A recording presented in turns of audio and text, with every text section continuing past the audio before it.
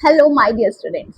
सो भाई कल हमने डिस्कस किया था क्वांटम नंबर्स के बारे में। जी हाँ, principal quantum number, azimuthal, magnetic and spin. तो मैंने आपको वहां पे क्या चीज बोली थी कि श्रोडिंगर इक्वेशन से तो हमें सिर्फ 3 क्वांटम नंबर पता चलते हैं, that is N, L and M, है ना। आई होप इतना तो आपको इजीली समझ में आ गया होगा।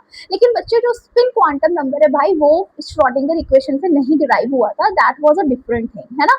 तो अगर कोई पीवाईक्यू भी भैया आया हुआ है यहाँ से, तो भाई एनएलएम जो है श्रोडिंगर इक्वेशन से डिराइव हुआ है, ये चीज ध्यान रखना, ठीक है। और मैंने आपको डिटेलिंग्स भी बता दी थी किसकी, principal quantum number, azimuthal, spin, magnetic, सब कुछ, राइट। यस स्टूडेंट्स, कल मैं आपको शेप भी बताया था कि एस सबशेल में एक ऑर्बिटल होती है, जो कि कैसी होती है बच्चे, that is your what, that is your spherical. फिर मैंने आपको क्या बोला था, मैंने कहा पी ऑर्बिटल, पी सबशेल में 3 ऑर्बिटल होती है, कौन कौन सी। चलो यहाँ पे ना मैं लिख के दिखाती हूँ कि भाई एस और एस सबशेल में बोला था एक ऑर्बिटल जो कि स्फेरिकल शेप की होती है ना। एक ऑर्बिटल में 2 इलेक्ट्रॉन ही आ सकते हैं। मैंने बोला था पी सबशेल में 3 ऑर्बिटल होती है, कैसे, ये देखो, ये हमने बनाई ऐसे। भाई मैंने पी के बारे में क्या चीज बोली थी कि जो पी है वो 3 टाइप की होती है, डिपेंड अपॉन कि वो किस डायरेक्शन में ओरिएंटेड है। बच्चे अगर ये एक्स में है तो बोलेंगे P X, P Y Y में है, और अगर जेड में है तो बोलेंगे पी जेड। और मैंने एक चीज और आपको कल बता दी थी कि भाई जो एस ऑर्बिटल है वो प्लस फेज में होगी या माइनस फेज में होगी, ये चार्जेस नहीं होते, ये प्लस ये माइनस, ये प्लस ये माइनस, ये प्लस ये माइनस। भाई ये प्लस माइनस चार्जेस नहीं है, प्लीज अलर्ट अलर्ट हियर कि these plus and minus are not charges. फिर क्या है मैम बच्चे, ये फेज है एक वेव का, क्योंकि जो एक वेव होती है स्टूडेंट्स, वो पॉजिटिव भी होती है और नेगेटिव भी होती है। अगर जीरो से ऊपर है तो पॉजिटिव फेज में कहेंगे, जीरो से नीचे है तो बच्चे नेगेटिव फेज में कहेंगे। तो हम बोलेंगे कि भाई ये जो वेव है ये प्लस भी है और ये माइनस भी है। तो इलेक्ट्रॉन को हमने वेव ही तो मान के कहीं पूरा मॉडल समझा है क्वांटम। तो भाई यहाँ पे हमने इसीलिए यहाँ पे ये देखो plus minus plus minus plus minus, इसीलिए प्लस माइनस बनाए हुए, ये चार्जेस नहीं होते हैं, याद रखना। इसी तरीके से बच्चे क्या बोला था मैंने आपको, मैंने कहा जो मेरी डी ऑर्बिटल है, आई मीन जो डी सबशेल है, उसके अंदर 5 डी ऑर्बिटल प्रेजेंट है।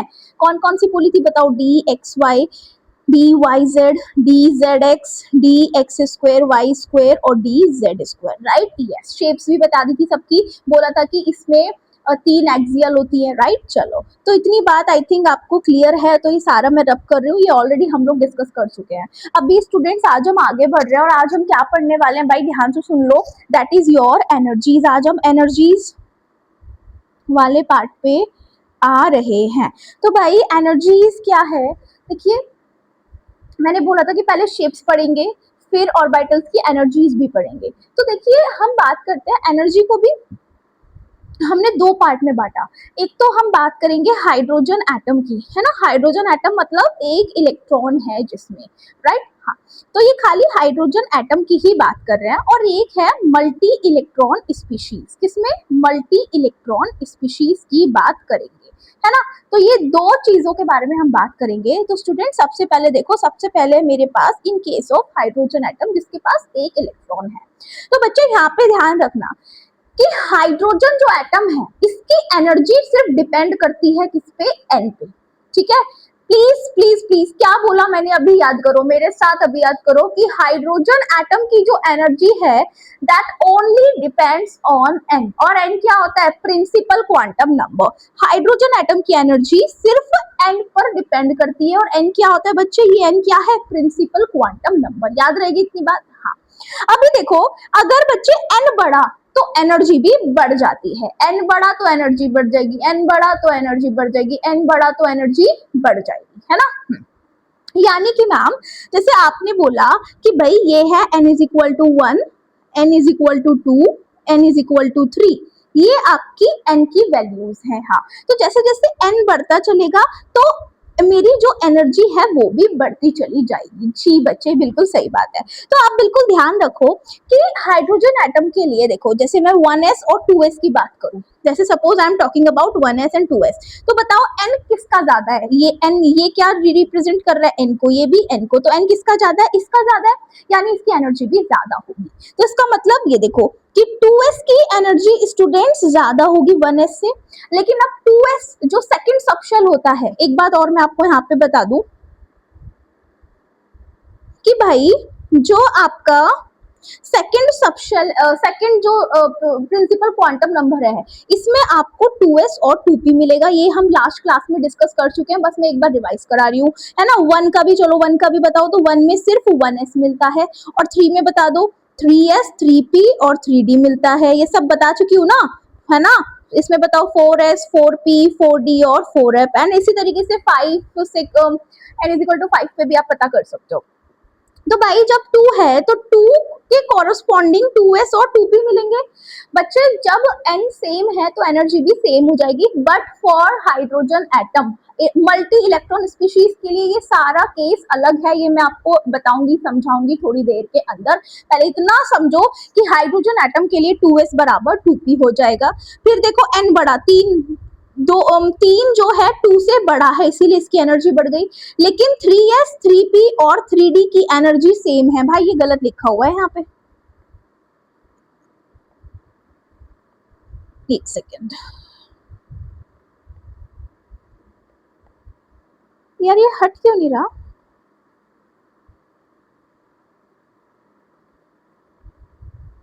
एक सेकेंड यार, एक सेकेंड, 1 सेकेंड।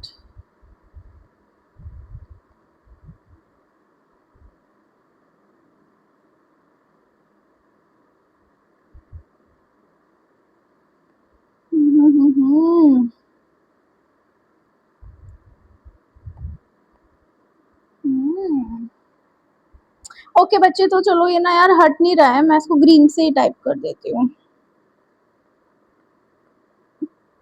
2p क्या हो गया ये इसको, 2s 2p 3s 3p, ये बराबर और ये बराबर। बच्चे एक काम करते हैं यार, ये ना पता नहीं ये ब्लू ब्लू हट ही नहीं रहा है, मैं इसको ना अलग से लिख देती हूँ फटाफट से। देखो जो मैंने वहां पे लिखा हुआ है ना, दैट इज कि 1s की एनर्जी ज्यादा कम है, 2s की ज्यादा है, 2s 2p की बराबर है। फिर बच्चे 3s की ज्यादा है, 3s 3p 3d की बराबर है। एंड इसी तरीके से आप देखोगे कि भाई 4s की ज्यादा है, और 4s 4p 4d और 4f की सेम है। तो यही जो यहाँ पे लिखा है बच्चे, मैंने यहाँ पे अलग से लिख दिया बिकॉज पता नहीं कुछ टेक्निकल प्रॉब्लम हो गया, वो रिमूव नहीं हो रहा है। ठीक है, चलो तो अब ध्यान रखना कि जो इलेक्ट्रॉन, देखो पहले तो इतनी बात समझो कि मैंने आपको ये चीज बोली, मैंने कहा 2s और 2p की जो एनर्जी है स्टूडेंट्स, वो क्या है। अरे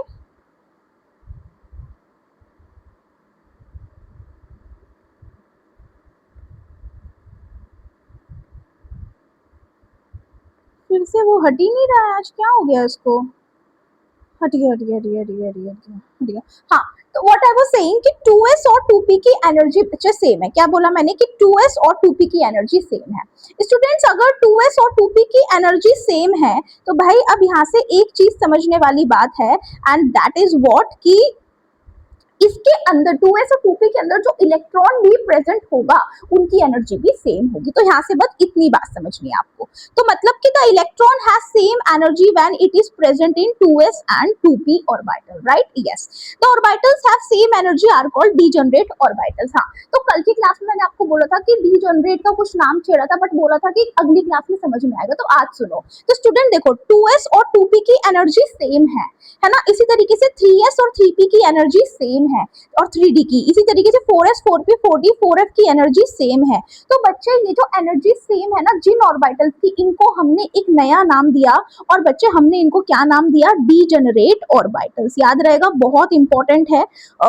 एंड बिलीव मी, यहाँ से आपके ना PYQs भी आए हैं, very very important. Degenerate orbitals याद रहेगा। बताओ क्या होते हैं डीजेनरेट ऑर्बिटल्स, फिर से पढ़ो। क्या बोला कि the orbitals have same energy. क्या बोला मैम ने कि the orbitals have same energy are called degenerate orbitals. ऐसी ऑर्बिटल्स जिनकी एनर्जी सेम है उनको हम क्या बोलते हैं बच्चे, डीजेनरेट ऑर्बिटल्स। और कोई आपसे पूछे कि एग्जांपल दो डीजेनरेट ऑर्बिटल्स का, तो क्या कहोगे, 2s 2p 3, ये दोनों 2s 2p डीजेनरेट है। फिर 3s 3p और 3d डीजेनरेट है। फिर 4s 4p 4d 4f, ये चारों डीजेनरेट है। इन सभी ऑर्बिटल्स की एनर्जी सेम है, एंड इसके अलावा स्टूडेंट्स इनके अंदर जो इलेक्ट्रॉन है उनकी एनर्जी भी सेम है। ठीक है, चलिए।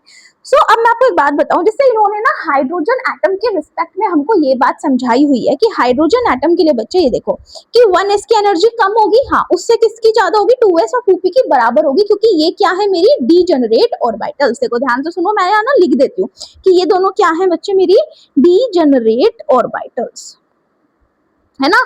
इसी तरीके से बच्चे इनसे ज्यादा एनर्जी होगी 3s 3p और 3d की, और ये भी क्या है मेरी डीजेनरेट ऑर्बिटल्स, ठीक है, क्लियर है। चलो बच्चे अभी आगे बढ़ते हैं। नेक्स्ट वी हैव, अभी हमने पढ़ा हाइड्रोजन एटम्स के लिए, हाइड्रोजन लाइक स्पीशी के लिए। अभी हम डिस्कस करेंगे किसके बारे में, मल्टी इलेक्ट्रॉन स्पीशी का। तो भाई जो मल्टी इलेक्ट्रॉन स्पीशीज हैं, सबसे पहले तो इनकी जिस तरीके से हाइड्रोजन की एनर्जी सिर्फ n पर डिपेंड करती है, किसकी, हाइड्रोजन जो एटम है भाई इसकी जो एनर्जी है वो सिर्फ किस पे डिपेंड करती है, n पे। और n क्या है, बताओ बताओ जल्दी बताओ क्या है, प्रिंसिपल क्वांटम नंबर है n। तो इस जैसे कि यहाँ पे हाइड्रोजन की सिर्फ n पे डिपेंड करती है बच्चे, मल्टी इलेक्ट्रॉन स्पीशीज जैसे हीलियम, लिथियम, बेरिलियम, इन सब के साथ ऐसा नहीं होता, इनके साथ कुछ चेंजेस होते हैं। भाई मैं ना इस चीज को भी यहाँ पे नोट कर देती हूँ कि जो आपके मल्टी इलेक्ट्रॉन स्पीशीज होती हैं भाई, इनकी जो एनर्जी है वो किस पे डिपेंड करती है, n पे तो करेगी ही, लेकिन स्टूडेंट्स इसके साथ साथ l पर, यानी प्रिंसिपल क्वांटम नंबर और एजीमुथल क्वांटम नंबर दोनों पर डिपेंड करेगी, याद रहेगा। चलो तो बच्चे जैसे मैंने बोला कि the energy of electron in a multi electron atom depends on n and l, yes याद हो गया। उसके बाद स्टूडेंट्स सपोज हमने बोला कि एक n को फिक्स कर दो, सपोज मैंने n को बोल दिया 4, है ना। हाँ तो जैसे बोला कि इसमें अगर n आपने फिक्स कर दिया है तो उस समय पे क्या होगा, एसपीडीएफ, यानी f की एनर्जी सबसे ज्यादा, फिर d की, फिर p की, फिर s की, याद रहेगा, यस। यानी 4s की energy come, 4p 4d and 4f की सबसे ज्यादा, है ना। अब ऐसा क्यों होता है ये भी मैं बताऊंगी। एक्चुअली ये एनर्जी सेम क्यों नहीं आ रही हाइड्रोजन की वजह से, क्योंकि बेटा यहाँ पे ना मल्टी इलेक्ट्रॉन है, यानी एक से ज्यादा इलेक्ट्रॉन है और उनके बीच में रिपल्शंस हैं।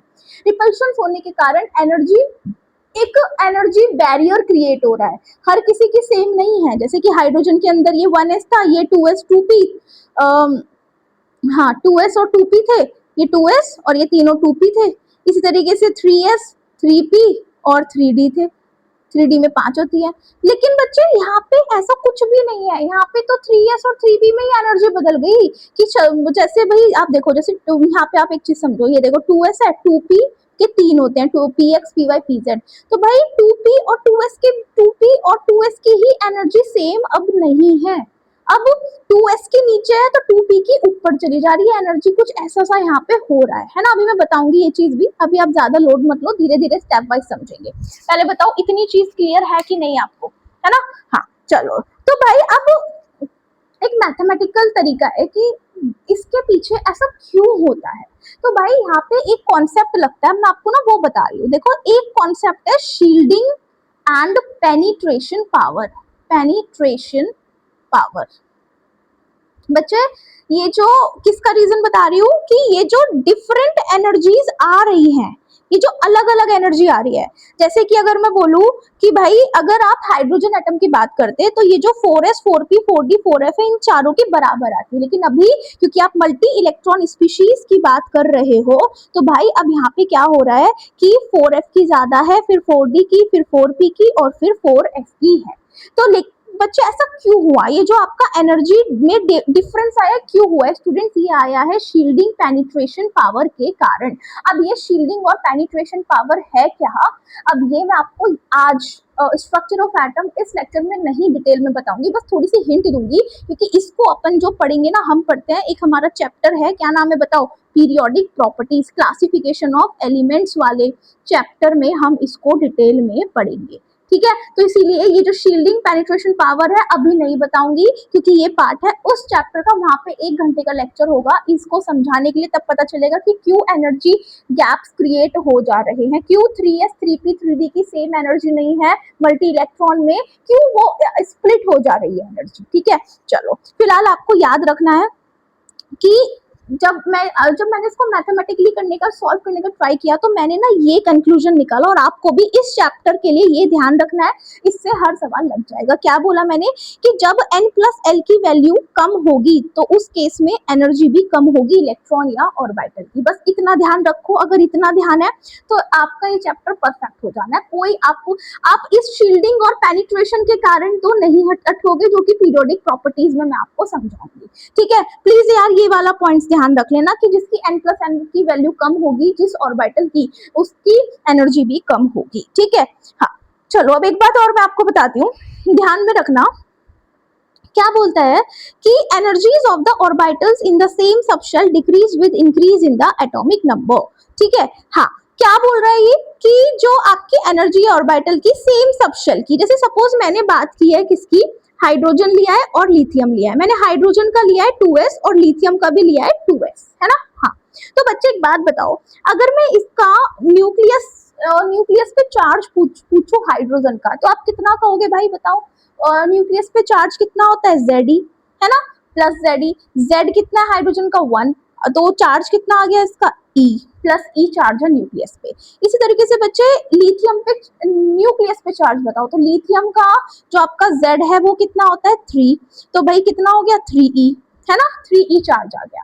तो बच्चे अब मुझे एक बात बताओ कि क्योंकि चार्ज बढ़ गया किस पे, न्यूक्लियस पे, चार्ज बढ़ जाने के कारण जो आपकी ऑर्बिटल की एनर्जी है वो घट जाएगी, जैसे कि आप एटॉमिक नंबर बढ़ाते हो। समझ में आई कि जो न्यूक्लियस की जो, क्या बोला मैंने कि जो ऑर्बिटल की जो एनर्जी है सेम सबशेल की, वो घट जाएगी जब आप एटॉमिक नंबर बढ़ाते हो। फिर से सुनो क्या बोला कि जो एटम ये क्या है कि जो ऑर्बिटल्स की जो एनर्जी है, क्या बोला कि जो ऑर्बिटल्स की एनर्जी है वो सेम सबशेल में घट जाएगी जब आप Z बढ़ाते हो। तो क्यों घट जाएगी, अब मैं आपको ना एक छोटी सी बात बताती हूँ। ये सभी का जो रीजन है ना बच्चे, वो जा रहा है shielding power and penetration power periodic properties के अंदर, है ना। तो प्लीज समझने का ट्राई करना। देखो यहाँ पे समझाती हूँ, जैसे सपोज भाई ये है मेरा एक तो हाइड्रोजन का है और एक आपका लिथियम का है। हाइड्रोजन के पे चार्ज कितना है न्यूक्लियस पे E प्लस E, और इस पे कितना है प्लस प्लस प्लस 3e, और इस पे है प्लस E का। स्टूडेंट्स क्या हुआ, जैसे कि जो ऑर्बिटल है, जैसे इसमें 1s भी है और 2s भी है, इसमें 1s भी है और 2s भी है ना। तो मैंने क्या किया, अब इसका जो 2s है और इसका जो 2s है इसके बाद चल रहा है भाई, ये जो इलेक्ट्रॉन है इस पे चार्ज है इतना, यानी आप इस पे फोर्स निकाल लो, इलेक्ट्रोस्टैटिक फोर्स पढ़ा है ना, K Z Q1 Q2 by R square.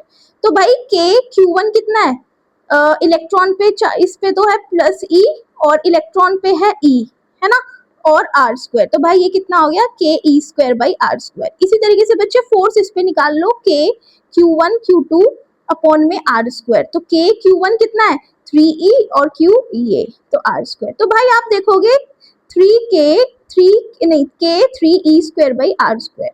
भाई देखो चार्ज यहाँ पे बढ़ गया, यानी कि फोर्स आपका बढ़ रहा है ना। इस केस में देखो फोर्स ज्यादा है बाय 3 से, है ना, फोर्स बढ़ जा रहा है। अगर फोर्स बढ़ जा रहा है यानी अट्रैक्टिव फोर्स, कौन सा फोर्स है अट्रैक्टिव फोर्स, यानी कि क्या ये जो न्यूक्लियाई है, इसका जो न्यूक्लियाई है ये इस 2s को अपनी तरफ खींच रहा है, इस ऑर्बिटल को खींच रहा है, यानी कि अगर इसका डिस्टेंस ये r पे है, दोनों आपने शुरू में माना, तो भाई ये r पे नहीं है, अब ये इसके कुछ तो नजदीक है, सपोज ये इसके यहाँ पे प्रेजेंट है ना। असली में व्हाइट वाला होना चाहिए था, व्हाइट वाला पॉइंट, लेकिन बच्चे व्हाइट वाला पॉइंट नहीं है, अब क्या है येलो पे ये ऑर्बिटल शिफ्ट हो गई है ना, यानी कि ये इस न्यूक्लियस की तरफ खींची चली आई। तो एक बात बताओ, ऑर्बिटल जितनी न्यूक्लियस की तरफ खींची चली आएंगी तो क्या उनकी एनर्जी भी उतनी ही ज्यादा नेगेटिव हो जाएगी।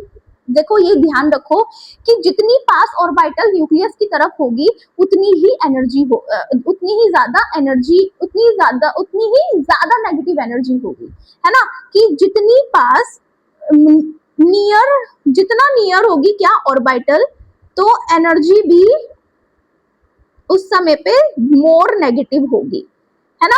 और अगर एनर्जी मोर नेगेटिव होगी तो भाई एनर्जी कम हो जाएगी ना फिर, तो इट मींस इसका क्या मतलब है कि जो आपकी एनर्जी है वो घट रही है है ना।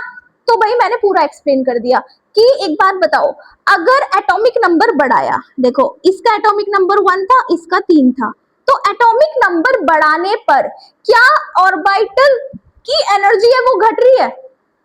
देखो तो क्योंकि एटॉमिक नंबर बढ़ाने पर और ऑर्बिटल पास जा रही है न्यूक्लियस के, कहा जा रही है? न्यूक्लियस के पास जा रही है, जिसकी वजह से एनर्जी ज्यादा नेगेटिव हो जा रही है, जिसकी वजह से मैं बोल सकती हूँ कि भाई इसकी एनर्जी घट रही है। बोल नहीं सकते? बताओ, आप बताओ, बोल नहीं सकते इस बात को कि एनर्जी घट गई?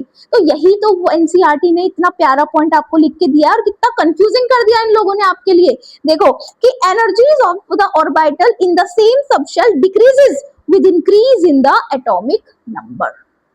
ठीक है, अब प्लीज अभी इतना ही समझो। मैं आपसे प्रॉमिस कर रही हूँ कि मैं पीरियोडिक प्रॉपर्टीज वाले चैप्टर में इस पॉइंट को आई प्रॉमिस यू कि बहुत डिटेल में समझाऊंगी, ऐसा समझाऊंगी कि आज तक आपने नहीं समझा होगा। शील्डिंग, पेनिट्रेशन, ठीक है, जो कि यहाँ की रिक्वायरमेंट है। अभी बस मेन मेन समझ लो कि चैप्टर बढ़िया से समझ में आ जाए और एक भी क्वेश्चन अटके ना, है ना। चलो अभी आगे बढ़े। अच्छा, इसी तरीके से भाई देखना, जैसे जैसे एटॉमिक नंबर बढ़ेगा, सोडियम, पोटेशियम, इनका बढ़ेगा तो इनकी ऑर्बिटल की एनर्जी भी घट जाएगी। ठीक है ना। प्लीज यार focus this point, this is extremely important. आजकल जेई में और नीट में ना असर्शन रीजन टाइप सवाल आते हैं, वहां से बच्चे बड़े गलत करके आते हैं, प्लीज ध्यान रखना इन पॉइंट्स को। चलो भाई, हाँ तो अब ध्यान रखो भाई। अब हमने जो कंक्लूड किया, हम आए थे last n plus L rule पे। हमने क्या बोला था कि भाई जिसकी n प्लस एल रूल की, जिसपे n प्लस एल की वैल्यू ज्यादा होगी उसकी एनर्जी भी ज्यादा होगी। हमें बस इतना ध्यान रखना है, बहुत ज्यादा अभी नहीं समझना है। हाँ, यानी कि मैम एक बात बताओ कि अगर मैं बात करूं 2s की, 2p की, 3s की, 3p की, 4s की और 3d की, मैंने कहा इसके लिए n और l और n प्लस l करो।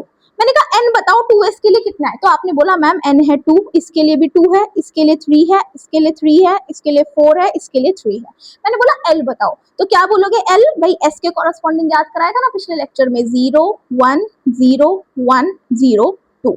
भाई n प्लस l प्लस कर दो, क्या आएगा? 2 3 3 4 4 4 5।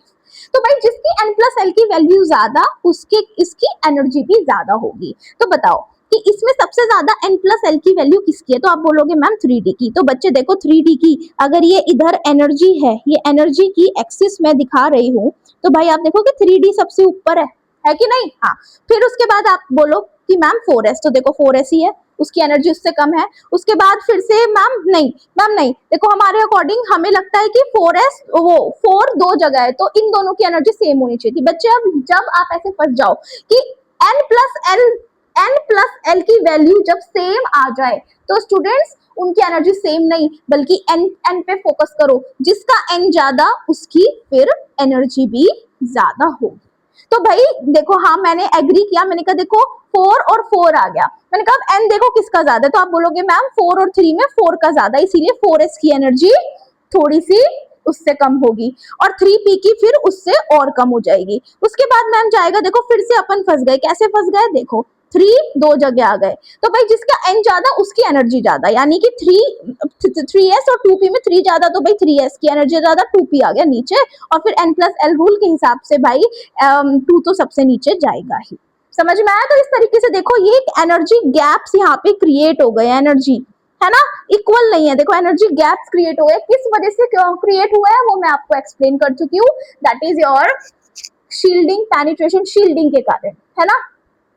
शील्डिंग के कारण ये एनर्जी गैप्स क्रिएट हुआ। अब थोड़ा सा बता दूं शील्डिंग क्या है ना। हाँ, तो देखो भाई शील्डिंग का भी थोड़ा सा समझ लो ध्यान से, थोड़ा सा बताऊंगी, बहुत थोड़ा सा, बाकी वो वहीं पे पढ़ेंगे। तो एक्चुअल में क्या होता है, जैसे ये इलेक्ट्रॉन है, इसमें एक इलेक्ट्रॉन है, इसमें दो, मतलब फर्स्ट शेल में दो है, देन 2s में दो इलेक्ट्रॉन है। तो बच्चे जो ये सपोज ये मेरा टेस्ट इलेक्ट्रॉन है, एक इलेक्ट्रॉन को मैंने मान लिया क्या? टेस्ट इलेक्ट्रॉन ई। तो अब ये देखो जितना चार्ज ये इलेक्ट्रॉन न्यूक्लियस से जितना फोर्स एक्सपीरियंस कर रहा है, उतना ये इलेक्ट्रॉन भी कर रहा है ना। हाँ भाई उतना ये इलेक्ट्रॉन भी कर रहा है और उतना ये इलेक्ट्रॉन भी कर रहा है, क्योंकि भाई अगर मैंने बोल दिया कि ये सपोज बेरिलियम का है, तो बेरिलियम के हिसाब से यहाँ पे न्यूक्लियस पे कितना होगा? न्यूक्लियस पे चार्ज होगा, बताओ कितना?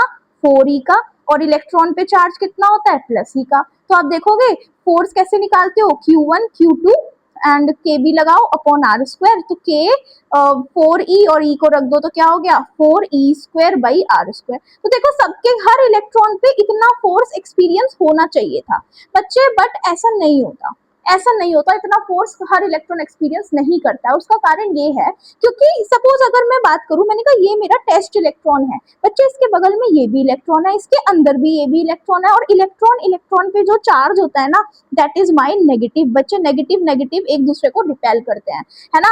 हाँ, तो रिपेल करने के कारण ये इलेक्ट्रॉन इस इलेक्ट्रॉन को दूर दूर भेजेगा रिपल्सिव फोर्स के कारण, जिसकी वजह से जितना कोई चार्ज इस पे लगना चाहिए था, ये न्यूक्लियस इस इलेक्ट्रॉन पे जितना चार्ज या फोर्स एक्सपीरियंस करना चाहिए था उतना नहीं करता। तो एक्चुअल में ये इलेक्ट्रॉन जितना फोर्स एक्सपीरियंस करता है उतना नहीं करता है ना। तो इसी कारण से बच्चे थोड़ा सा दूर चले जाता है जिस ऑर्बिटल में ये प्रेजेंट है, और इसी कारण यहाँ पे एक एनर्जी गैप क्रिएट हो जाते हैं, और हम इसी को बोलते हैं इस प्रोसेस को कि जो बाहर वाला इलेक्ट्रॉन है जब उसको अंदर वाले इलेक्ट्रॉन न्यूक्लियस के चार्ज जितना जाना चाहिए था उतना नहीं एक्सपीरियंस होने देते, उसको शील्ड करते हैं, तो हम इसको बोलते हैं शील्डिंग। जिस तरीके से अगर मैं बोलूं कि ये एक बल्ब है और सपोज एक बंदा इस बल्ब के आगे खड़ा है और एक ही बंदा इस बल्ब के पीछे खड़ा है, तो बताओ बल्ब के जस्ट सामने वाले बंदे ने तो उसकी सारी रोशनी ऑलमोस्ट शील्ड कर दी ना, लेकिन ये जो बल्ब के पीछे वाला बच्चा इस पे तो बहुत कम पहुंच रही है ना। इसी तरीके से ये इलेक्ट्रॉन इस न्यूक्लियस के चार्ज को खुद पे ही ज्यादा ही आने दे रहा है, और जबकि पीछे वाले इलेक्ट्रॉन पे वो उतना चार्ज वो एक्सपीरियंस नहीं कर पा रहा है। तो जितना भी चार्ज पीछे वाला इलेक्ट्रॉन इस न्यूक्लियस के कारण करता है, तो स्टूडेंट उसको अपन क्या बोलते हैं, उसको अपन बोलते हैं जेड इफेक्टिव, इसको बोलते हैं इफेक्टिव न्यूक्लियर चार्ज। क्या बोलते हैं, इफेक्टिव न्यूक्लियर चार्ज। बच्चे ये बहुत शॉर्ट में समझाया, जल्दी जल्दी समझाया, प्लीज समझ आया, ठीक है, नहीं आया प्लीज अभी याद रख लो, जिसकी n प्लस एल की वैल्यू ज्यादा उसकी एनर्जी भी ज्यादा, दैट्स ऑल। इसको मैं बहुत डिटेल में अच्छे से समझाऊंगी in your classification of elements वाले चैप्टर के अंदर, ठीक है। चलो अभी आगे बात करते हैं। तो हाँ, तो ये वाली लाइन देखो भाई, ये भी एनसीईआरटी के सारी इंपॉर्टेंट लाइंस में एक्सट्रैक्ट करके लाती हूँ ताकि आपको समझा पाऊँ। बोलता है कि in other words the energy of interaction between nucleus and electron that is orbital energy decreases with the increase of atomic number.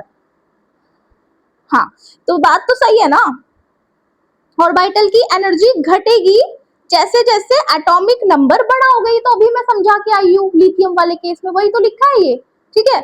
चलो आगे बढ़ते हैं। नेक्स्ट क्या कहता है भाई, ये भी एक बार देख लो, छोटा सा एनसीईआरटी की लाइन है, देखो कहता है, कहां से पढ़े, यहाँ से पढ़ते हैं कि for example electron present in spherical shape. भाई electron spherical shape, spherical shape का क्या मतलब है, एस ऑर्बिटल की। सपोज जो मेरा इलेक्ट्रॉन है वो कहाँ पे प्रेजेंट है, एस ऑर्बिटल के अंदर। हाँ, तो बोलता है S orbital shields the outer electrons from the nucleus more effectively as compared to electrons present in p orbital। बच्चे सपोज बात चल रही है 2s और 2p की, तो भाई शील्ड का मतलब थोड़ा तो समझ में आ गया होगा ना। हाँ, तो शील्ड में 2s और 2p में 2s सबसे अच्छी शील्डिंग करता है, और अगर 3s 3p और 3d की बात करूं तो 3s बेटर शील्डर है एज कम्पेयर टू 3dp, और 3p ज्यादा है 3d से। एंड और 4 की बात करें तो 4s 4p 4d और 4f, है ना। तो भाई 4s बढ़िया शील्डिंग करता है 4p से, 4d से, 4f से। समझ में आई बात, ये ऑर्डर है, ध्यान रखना। ऐसा क्यों मैम, ये s ऑर्बिटल ज्यादा अच्छी शील्डिंग क्यों करता है, भाई याद करो, ये मैं आपको ऑलरेडी समझा चुकी हूँ, क्योंकि s ऑर्बिटल की जो शेप है ना बच्चे, वो स्फेरिकल है, वो सिमेट्रिकल है। सिमेट्रिकल होने के कारण इलेक्ट्रॉन इक्वल डिस्टेंस पे प्रेजेंट होता है, जिसके कारण वो न्यूक्लियस से ज्यादा खिंचा हुआ हो, ज्यादा ज्यादा अट्रैक्टिव फील करता है, ज्यादा पेनिट्रेट कर जाता है न्यूक्लियस में, जिसके कारण मैं बोलती हूँ कि 4s और अगर उसके नजदीक चला जाएगा तो भाई 4p फिर वो अच्छी शील्ड करेगा, सारा न्यूक्लियर चार्ज वो खुद ही एक्सपीरियंस करेगा, और जब वो खुद ही एक्सपीरियंस करेगा तो सपोज यहाँ 4s है, 4p पे कम पहुंचेगा, 4d पे और कम पहुंचेगा, लेकिन 4p बेटर और थोड़ा अच्छा 4d से बेटर होगा, तो 4p आगे आ जाएगा और 4d पीछे चला जाएगा। इसी तरीके से बच्चे 4s सबसे अच्छी शील्डिंग करता है, फिर 4p, फिर 4d और फिर 4f, ठीक है। Similarly, the electrons present in p orbital shield the outer electron from the nucleus more than the electrons present in d orbital, even though all these orbitals are present in the same shell. तो बच्चे ये जो मैंने यहाँ line बताई है यही NCERT ने 5-6 लाइन में लिख दिया है। बस आप तो इतना ध्यान रखो कि s ऑर्बिटल बहुत अच्छी शील्डिंग करते हैं as compare to p, and p अच्छी शील्डिंग करते हैं as compare to d, and d अच्छी शील्डिंग करते हैं एज कम्पेयर टू f। फिर क्या बोलता है, बोलता है further within a shell due to spherical shape of s orbital, the s orbital electron spends more time close to the nucleus in comparison to p orbital electron, which spends more time in the vicinity of nucleus in comparison to d orbital electron। तो भाई जब s orbital सबसे पास है तो उसका electron भी सबसे पास होगा न्यूक्लियस के। सेम विद अगर p आफ्टर s p की बात करें तो p उसके पास होगा एज कम्पेयर्ड विद d, तो इलेक्ट्रॉन भी पास होगा। यही ये फालतू की बात लिखी है, कोई काम की नहीं है। In other words, for a given shell, the Z effective experienced by the electron decreases with increase of azimuthal quantum number। भाई इस पॉइंट को भी समझ लो कि जो Z इफेक्टिव है, याद है ना Z इफेक्टिव कि एक्चुअल चार्ज कि कितना चार्ज आउटर मोस्ट शेल का इलेक्ट्रॉन एक्सपीरियंस कर रहा है ना, रियल चार्ज जितना हमें लगता है उतना नहीं, क्योंकि शील्डिंग के कारण कम हो जाता है चार्ज। तो Z इफेक्टिव इनवर्सली प्रोपोर्शनल है L के, ये बोल रहा है कि जैसे जैसे आप L की वैल्यू बढ़ाओगे तो Z इफेक्टिव बढ़ने घटने लगेगा। कैसे, जैसे सपोज मैं बात करूं 4s 4p और 4d की, तो भाई यहाँ पे L की वैल्यू क्या है 0 1 और 2, तो आपने देखो ऐसे गए तो L की वैल्यू बढ़ाई, L की वैल्यू बढ़ाई तो Z इफेक्टिव भी कम होने लगेगा, यानी कि 4s पे ज्यादा Z इफेक्टिव लगेगा, 4d पे कम Z इफेक्टिव लगेगा, जिसके कारण 4s वाली ऑर्बिटल जो है वो न्यूक्लियस के बच्चे ज्यादा पास होगी और 4d वाली ऑर्बिटल न्यूक्लियस से दूर होगी, क्योंकि इस पे जो आपका Z इफेक्टिव है वो ज्यादा है और इस पे Z इफेक्टिव कम है ना। यही जो हमने इतनी रामायण ऊपर गाई है इसी को इन्होंने कंक्लूड कर दिया और क्या बोला कि आप बस इतना ध्यान रख लो कि Z इफेक्टिव बढ़ने से L कम होगा या L बढ़ने से Z इफेक्टिव कम होगा। आगे देखो, the s orbital electron will be more tightly bound to the nucleus than the p orbital electron, which in turn will be better tightly bound to than the d orbital electron। The energy of electron in s orbital will be lower। ठीक है यार, clear है आपको ये सारी बातें, वो एक ही बात को बार बार घुमा घुमा के कभी इधर से कान पकड़ रहा है कभी इधर से पकड़ रहा है, लेकिन मीनिंग सबका एक ही है ना, कुछ भी अलग नहीं जा रहा। चलो अभी आगे बढ़ते हैं। देखो फिर वही बोल दिया, द एनर्जी ऑफ इलेक्ट्रॉन्स, क्या बोल रहे हैं, एक सेकंड रुक जाओ।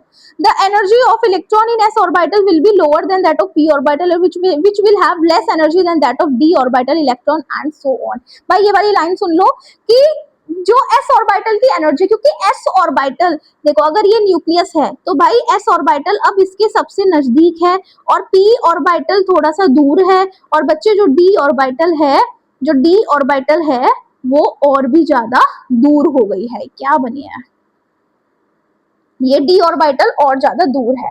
तो स्टूडेंट्स अब एक बात बताओ, जो मैंने अभी बताया, अभी आपको समझाया था कि जो चीज न्यूक्लियस के जितने नियर है उसकी एनर्जी उतनी ही ज्यादा मोर नेगेटिव है, और स्टूडेंट अगर एनर्जी ज्यादा नेगेटिव हो जाने लग रही है तो भाई हम बोलेंगे कि एनर्जी घट जाती है। भाई एक बात बताओ, अगर मैं बोलूं -500 और एक मैं बोलूं -300, इनमें से कौन सा बड़ा है, तो आप यही तो कहोगे कि -300 बड़ा है, और आप बोलोगे कि मैम ये जो है ना ये छोटा है, तो एनर्जी वही तो बोल रही हूँ, जितनी ज्यादा नेगेटिव, ये देखो इसको बोलोगे मोर नेगेटिव, है ना, यही तो बोलोगे भाई इसको कि ये मोर नेगेटिव है, लेकिन इसको बोलेंगे एनर्जी कम हो गई, है ना, यही पॉइंट लिखा है इन्होंने। Since the extent of shielding from the nucleus is different for electrons in different orbitals, orbital बदलने से भाई एक्सटेंट ऑफ शील्डिंग भी बदल जाती है, ये प्रूव कर चुके हैं। It leads to the splitting of energy level. इस कारण वर्ष क्या होता है कि एनर्जी लेवल्स में बच्चे क्या हो रहे हैं, स्प्लिटिंग हो रही है, ये भी मैं समझा चुकी हूँ। Within the same shell, that is energy of electron in an orbital as mentioned earlier depends upon the values of n and l, ये भी बता चुके हैं। Mathematically the dependence of energies of the orbitals on n and l are quite complicated, but one simple rule is that the lower the value of n for an orbital,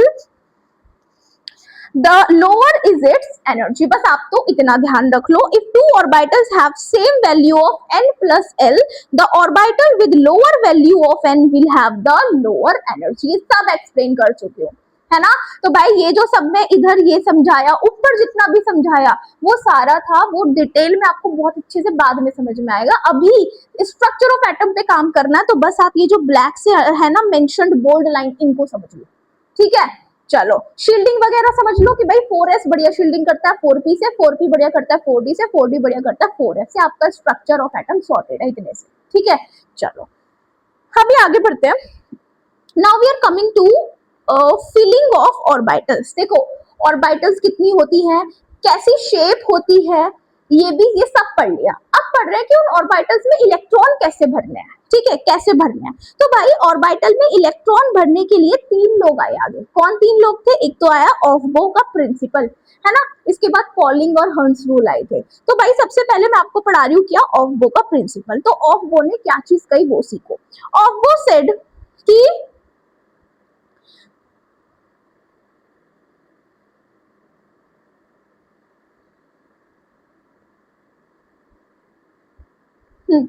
ऑफबो ने क्या कहा कि filling up of orbitals with electrons the principal state in the ground state of, अच्छा ये पढ़ो, ये काम का है, ये जो अंडरलाइन मैंने किया हुआ है ना बस इतना पढ़ो। क्या बोलता है कि in the ground state of the atoms the orbitals are filled in order of their increasing energy.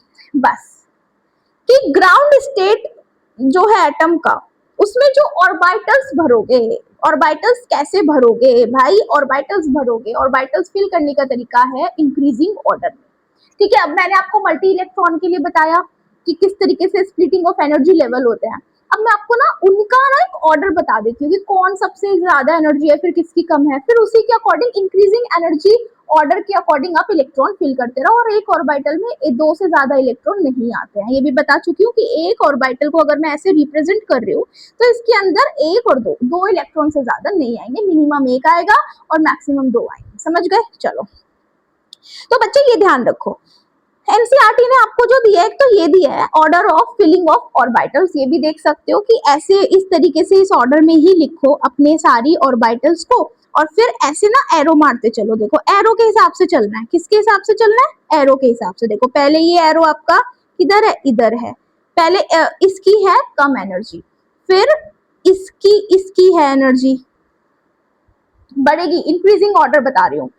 2s की ज्यादा है, फिर 2p की ज्यादा है, 3s की ज्यादा है, फिर 3p की ज्यादा है, 4s की ज्यादा है, फिर 3d की ज्यादा है, 4p की ज्यादा है, 5s की ज्यादा है, एंड सो ऑन। ऐसे आपको इसको पढ़ना है। लेकिन ये ना कभी कभी ना मतलब यहाँ पे ना गलती होने के चांसेस होते हैं, मैं काफी देखती हूँ स्टूडेंट्स को गलती कर देते हैं इसको बनाने में, और टाइम कंज्यूमिंग है ना। देखो ये एनसीईआरटी वालों ने एक ऑर्डर भी आपको लिख के दिया है, मैं आपको एक ट्रिक बताती हूँ। देखो मैं जिस ट्रिक से हमेशा करती आई हूँ दैट इज स्कूल स्कूल, एक सेकेंड,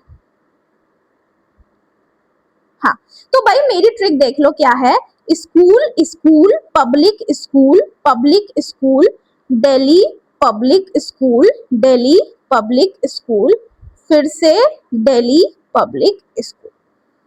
हर चीज 2 बार है। देखो स्कूल स्कूल 2 बार है, पब्लिक स्कूल 2 बार है, दिल्ली पब्लिक स्कूल 2 बार है, फिर से दिल्ली पब्लिक स्कूल और फिर से दिल्ली पब्लिक स्कूल लगा सकते हो।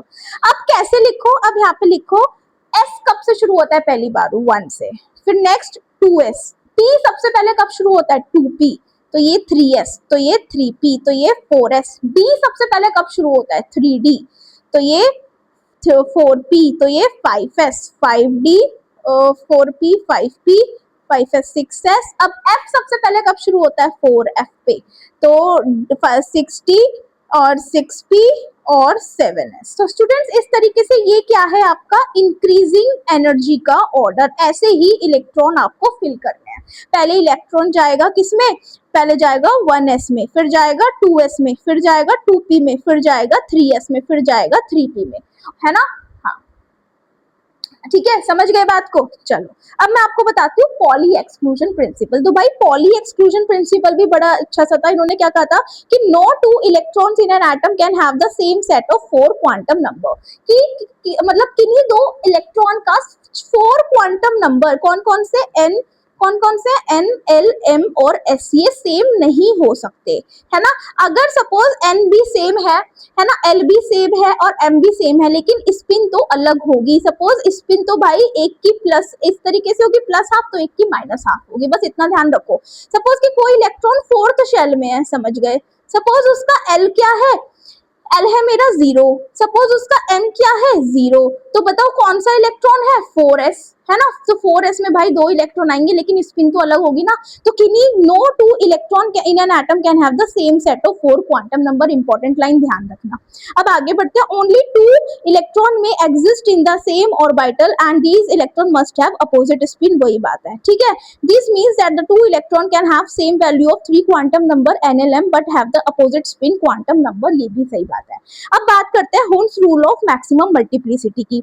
तो भाई इसने क्या कहा था, इसने बड़ी इंटरेस्टिंग चीज कही थी कि pairing of electron in the orbital belonging to the same subshell does not take place until each other orbital belonging to that subshell has got one electron, that is it is in singly occupied। जी हाँ बच्चे, suppose मेरे पास 4p मैंने ले लिया, तो मैंने बताया 4p में 3 ऑर्बिटल होती है, तो भाई सपोज मेरे को 4 इलेक्ट्रॉन भरने हैं इसमें, तो कैसे भरोगे?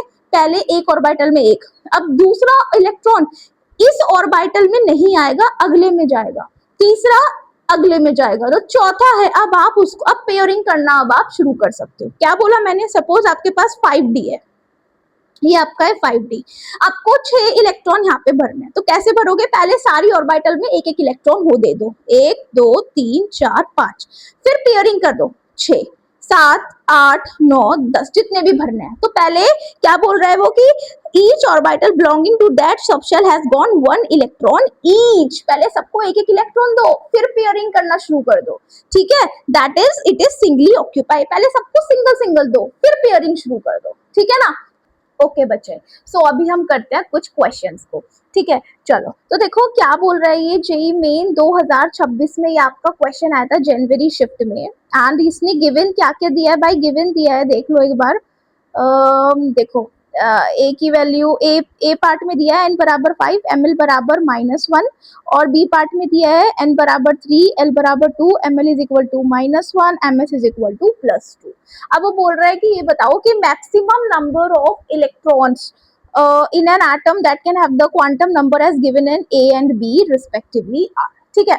चलो भाई करने का कोशिश करते हैं, तो let's draw line over here and ठीक है बच्चे। तो देखो सबसे पहले ए पार्ट को अगर हम फोकस करें, तो भाई ए पार्ट पे उसने क्या दिया है, एक सेकेंड, ए दिया है कि n बराबर 5 दिया है और ml दिया है क्या -1, ml है ना, हाँ। तो बच्चे एक बात बताओ, जब n बराबर 5 है तो मैं बताओ पॉसिबल l की क्या क्या वैल्यूज पॉसिबल है, तो आप क्या कहोगे मैम l की वैल्यू होती है 0 से n-1 के बीच में, यानी मैम 0 से 5-1 यानी कि 0 से 4 के बीच में, यानी कि 0 1 2 3 4, ये l की पॉसिबल वैल्यूज है जब n बराबर 5 आप कंसिडर करोगे, राइट, यस। स्टूडेंट्स एक बात बताती हूँ, तो बताओ l बराबर 0 पे तो n तो 5 है, तो क्या 5s होगा? बताओ 1 पे 5p होगा, 2 पे 5d होगा, 3 पे 5f होगा, और 4 पे स्टूडेंट्स 5g होगा। अब एक बात बताओ कि s जब अगर मैं 5s की बात करूं बेटा, तो यहाँ पे m की वैल्यू तो 0 होती है, ये हम कर चुके हैं ना ऑलरेडी, मैं बता चुकी हूँ, आई थिंक लास्ट लेक्चर में मैंने बताया था। एंड देन 5p की बात करें तो यहाँ पे 3 ऑर्बिटल होती है, p सबशेल में स्टूडेंट्स 3 ऑर्बिटल होती है बच्चे, एक की m की वैल्यू 0, एक की -1 और एक की +1। इसी तरीके से स्टूडेंट्स 5d में 5 ऑर्बिटल्स होती है, ये देखो, ये 0, ये -1, ये -2, ये +1, ये +2। इसी तरीके से बच्चे आप करोगे ना 5f और 5g में भी आप ऐसा अगर राइम करके देखोगे तो आप समझ गए होंगे, एक ऑर्बिटल -1 वाली दोनों में आएगी। यानी कि मैम अगर आप यहाँ पे ऑब्जर्व करोगे तो देखो एक -1 ये रहा, एक -1 ये रहा। चलो यार मैं आपको लोग बना ही दूं, आप भी क्या याद रखोगे, वैसे मैं आपको पढ़ा चुकी हूँ कि 5f में 7 ऑर्बिटल होती है, 3 4 5 6 और 7, है ना, हाँ। तो भाई बताओ मेरे को, दिस इज 0 -1 -2 -3 +1 +2 +3। इसी तरीके से स्टूडेंट्स 5G की बात करोगे तो वहां पे 9 ऑर्बिटल्स होती हैं, तो 1 2 3 4 5 6 7 8 9 ऑर्बिटल होती है। अगर ये 0 है तो ये -1 है, और फिर आप करके देख लेना। तो भाई यहाँ पे देखोगे, देखो एक -1 ये रही और एक -1 ये रही। तो इस तरीके से मैम जो हमें ऑर्बिटल्स टोटल मिली है, देखो कितनी मिली है -1 वाली, 1 2 3 और 4। तो 4 ऑर्बिटल्स ऐसी हैं जो कि n बराबर 5 के अंदर ml बराबर -1 रखने मतलब कैपेबल है। तो कितनी ऑर्बिटल, टोटल ऑर्बिटल्स, भाई एक ऑर्बिटल में, एक बात बताओ, एक ऑर्बिटल में बच्चे 2 इलेक्ट्रॉन आते हैं, तो टोटल तो हमारे पास 4 ऑर्बिटल है, तो उनमें कितने इलेक्ट्रॉन आएंगे, तो 8 इलेक्ट्रॉन। तो भाई पहले का तो आंसर जाएगा 8 इलेक्ट्रॉन। ठीक है, चलो अभी आगे बढ़ते हैं भाई। तो आगे वाला क्या कह रहा है, इतने पार्ट में करेंगे। हाँ, तो बी वाला कहता है कि n बराबर 3 है, l बराबर 2 है, और ml बराबर क्या है -1, और ms है +½ तो भाई इतना कुछ सॉल्व भी नहीं करना, आप तो बस एक बात देखो कि n क्या है 3, l क्या है 2, तो 3d है ना। जब l2 होता है तब वो किसके लिए होता है, कौन सी सबशेल के लिए, d के लिए। और ml है -1, यानी कि स्टूडेंट 3d, 3 और 2 5, यानी कि बच्चे आप देखोगे ये 0 तो ये -1, तो ये -2 +1 तो +2, तो कौन सी है जो कि -1 है, ये रही -1, तो -1 भी हमने कर ली। अब वो बोल रहा है जिसकी स्पिन है +½ यानी इस ऑर्बिटल के अंदर बच्चे 2 इलेक्ट्रॉन जाते हैं, एक +½ वाले और एक -½ वाले। तो ऐसा कितना इलेक्ट्रॉन है जिसकी स्पिन कितनी है स्टूडेंट्स, +½ बताओ। तो ऐसा है मैम सिर्फ 1 इलेक्ट्रॉन। तो मैम दूसरे का आंसर क्या जाएगा, 1 इलेक्ट्रॉन। तो भाई ऐसा ऑप्शन चुनो जिसमें 8,1 हो। तो भाई option A is my correct one, 8 and 1। चलो चेक कर लेते हैं फटाफट। हाँ, तो बच्चे आंसर क्या आ रहा है, देखो 8 एंड 1। ठीक है, चलो अभी आगे बढ़ते हैं। नेक्स्ट क्वेश्चन क्या कहता है कि जेई मेन 26 में आया, ये भी एक सेकेंड, बोलता है arrange the following atomic orbitals of multi electron atoms in order of increasing energy. Multi electron atoms का इंक्रीजिंग एनर्जी की फॉर्म में लगाना है। चलो ये A B C D E आपको दिया है। चलो भाई ये देखो एन क्या दिया है यहाँ पे 3, तो यहाँ पे क्या लिख लो, यहाँ पे लिख लो, ए पार्ट कर रहे हैं, एन दिया है 3। अच्छा एल के लिए, एल क्या दिया है 2, यानी L2 किस पे होगा, याद करो D पे, तो 3D। M दिया है +1 है ना। हाँ चलो इस ये तो 3D है। हाँ M की कोई जरूरत नहीं है यहाँ पे। नेक्स्ट देखते हैं B क्या कहता है। B बोल रहा है N बराबर 4 यानी 4 और L बराबर 0 यानी S। S के लिए तो L 0 होता है। चलो अब C के लिए देखते हैं। N दिया है 6, L दिया है 1 यानी 6P। D क्या कहता है 5, L किसके लिए होता है बच्चे, P के लिए। देन E क्या कहता है N बराबर 2, L बराबर 1 यानी कि 2P। तो ये तो हमने कैलकुलेट कर लिया। अब एनर्जी देखनी है, तो भाई मैंने आपको क्या बताई थी कि N प्लस L रूल देखना है स्टूडेंट। जिसका N प्लस L की वैल्यू ज्यादा है भाई उसकी एनर्जी भी ज्यादा है। और कई बार क्या होता है कि मैम अगर N प्लस L की वैल्यू सेम आ जाए तो मल्टी इलेक्ट्रॉन की बात चल रही है, याद है ना, समझाया हुआ है मैंने आपको, ये मल्टी इलेक्ट्रॉन स्पीशीज के लिए ही होता है N प्लस L रूल, और ये हम विद इन एन एटम ही लगाते हैं। तो अगर N प्लस L रूल की वैल्यू सेम आ जाए तो जिसका N ज्यादा स्टूडेंट्स उसकी एनर्जी भी आपकी क्या हो जाएगी, ज्यादा हो जाती है। समझ गए बात को। हाँ चलो तो अभी क्या बात है, जल्दी से बताओ मेरे को कि N प्लस एल वैल्यू निकाल लेते हैं फटाफट से, है ना। N प्लस एल की वैल्यू बताओ इसके लिए। N प्लस एल, एल क्या है 3, एल क्या है 2, फिर N 4 प्लस 0, इसके लिए N 6 प्लस 0, नहीं 6 प्लस 1 है ना, इसके लिए 5 प्लस 1 और इसके लिए 2 प्लस 1। तो बच्चे निकाल लो, देखो 5 4 7 6 3। तो भाई सबसे ज्यादा तो किसका आ रहा है, C का आ रहा है। C की वैल्यू सबसे ज्यादा है,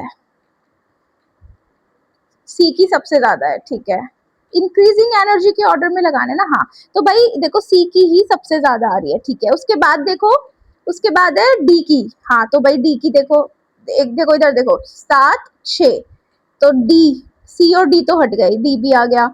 फिर 5 पे A आ गया, ये भी हट गया। फिर 4 पे B आ गया, ये भी हट गया। फिर 3 ई आ गया ये बिट। तो भाई आंसर है मेरा ए। ठीक है, चलो चेक कर लेते हैं। ई बी ए डी सी, तो E B A D C is my right answer. Clear है? चलो now we have next question. देखो क्या कहता है कि जेई मेन 25 में आया था कि for electron in 2s and 2p orbitals the orbital angular momentum values are. यार ये तो निहायत ही आसान क्वेश्चन है। याद है आपको ऑर्बिटल एंगुलर मोमेंटम का क्या फॉर्मूला था? बताओ, जल्दी बताओ बिना देखे। ऑर्बिटल एंगुलर मोमेंटम कैसे निकालते हैं? जल्दी बताओ, जल्दी बताओ। h upon 2 pi under root L into L plus 1, यही तो तरीका है निकालने का। तो बस एल कैलकुलेट करो। तो भाई एक बात बताओ, 2s के लिए स्टूडेंट्स एल की क्या वैल्यू जाएगी? 0। ठीक है, इसी तरीके से बेटा 2p के लिए बताओ क्या जाएगी? एल की वैल्यू क्या जाएगी? 1, है ना? हाँ, अब लगा लो यहाँ पे, पहले पुट करो एल बराबर 0 पे। तो ऑर्बिटल एंगुलर मोमेंटम को मैं ओ ए एम लिख रही हूँ। तो ऑर्बिटल एंगुलर मोमेंटम कितना होगा? h upon 2 pi multiplied by 0 into 0 plus 1। तो भाई ये तो 0 ही हो गया ना। हाँ, चलो दूसरे वाले का भी करके देख लो। दूसरे वाला क्या कहता है? एल की वैल्यू 1 रखो। तो orbital angular momentum h upon 2 pi and 1 into 1 plus 1, तो ये जाएगा क्या? √2 h अपॉन 2 पाई। तो भाई मेरा आंसर है, एक का तो आ रहा है बच्चे क्या? 0, और एक का आ रहा है स्टूडेंट √2 h अपॉन 2 पाई।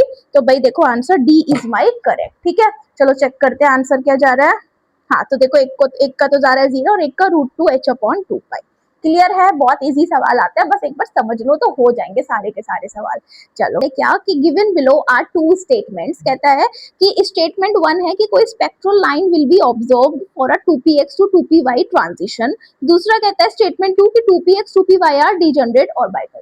बच्चे एक बात बताओ, अगर मैं 2p की बात करूं तो 2p के रिस्पेक्ट में आपको एक तो px मिलता है, एक py मिलता है और एक pz मिलता है। और मैंने आपको बोला है कि सपोज ये 2p ऑर्बिटल है, 2p सबशेल है, उसके 3 ऑर्बिटल है, एक है मेरी px, py और pz। तो भाई इन तीनों की तो एनर्जी इक्वल होती है ना, एनर्जी इन तीनों की तो इक्वल होती है ना, इसीलिए तो हमने इनको क्या बोला था? Degenerate orbital. क्या बोला था? Degenerate orbital. और याद करो प्रीवियस क्लासेस के अकॉर्डिंग कि स्पेक्ट्रल लाइन आपको तब देखने को मिलता है जब कि सपोज ये मेरा एक न्यूक्लियाई है। क्या है? ये मेरा न्यूक्लियाई है। बच्चे ये क्या है मेरी? n is equal to 1, n is equal to 2, n is equal to 3। तो स्टूडेंट सपोज कि कोई मेरा इलेक्ट्रॉन यहाँ पे था और वो इसने एनर्जी बाहर से एब्जॉर्ब करी, ये देखो एब्जॉर्ब करी, और वो हायर एनर्जी लेवल में जाके कूद गया। देखो हायर एनर्जी लेवल में जाके कूद गया। लेकिन बच्चे वो वहां रहता थोड़ी है, वो कुछ टाइम बाद ही उसको क्या होता है? उसको वापस आना होता है। तो स्टूडेंट देखो ये क्या आ गया? अपनी जगह पे वापस आ गया। और जब ये वापस आता है तो उस समय पे ये जो एनर्जी इसने एब्जॉर्ब की होती है, इस एनर्जी को उसको छोड़ना होता है ना, रिलीज कर देता है। तो स्टूडेंट्स ये जो एनर्जी रिलीज करता है, मेरे को ना किसी और वेवलेंथ की फॉर्म में दिखता है, कुछ और किसी और कलर की फॉर्म में। याद है स्पेक्ट्रल लाइन मिलती है, इन्हीं को, ये जो डिफरेंट डिफरेंट वेवलेंथ यहाँ से रिलीज होती है, इन्हीं को मैंने स्पेक्ट्रल लाइंस भी बोला था। याद है आपको? हाँ, तो ये यही बोल रहा है कि जब इलेक्ट्रॉन सपोज यहीं पे इसका 2p भी बैठा है, 2px और 2py, 2px 2py 2pz तीनों बैठे हैं।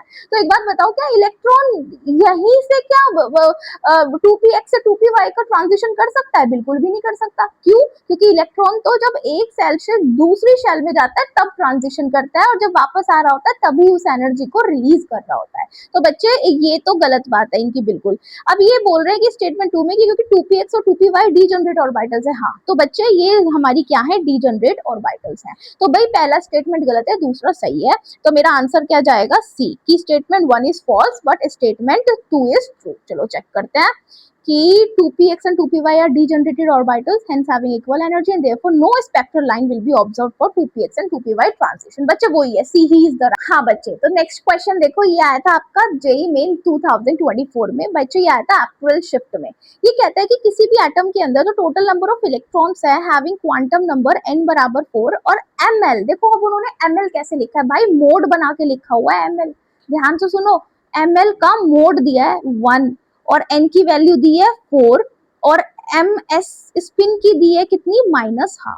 तो स्टूडेंट्स पहले तो एक चीज समझाती हूँ मैं आपको, जब उसने ml का मोड दिया है 1, यानी कि स्टूडेंट्स वो भी मोड की बात कर रहा है, यानी कि मेरे पास ml की पॉसिबिलिटीज 1 + 1 तो है ही, लेकिन -1 भी अब आपको काउंट करना पड़ेगा क्योंकि अभी उसने मोड ले रखा है, यानी कि इसका मतलब है नेगेटिव इंक्लूडेड है अगर मोड हटाऊं तो भाई इसीलिए अब ml की वैल्यू +1 और -1 आपको चेक करना पड़ेगा।